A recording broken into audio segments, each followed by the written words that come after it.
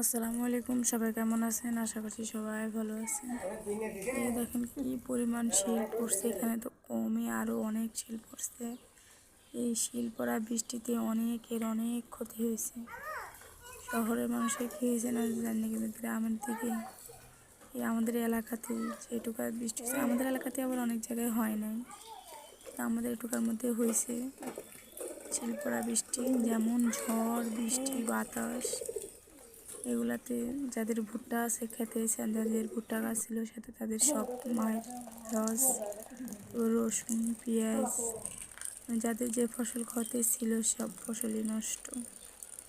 তো এই বৃষ্টিতে অনেক ক্ষতি হয়েছে।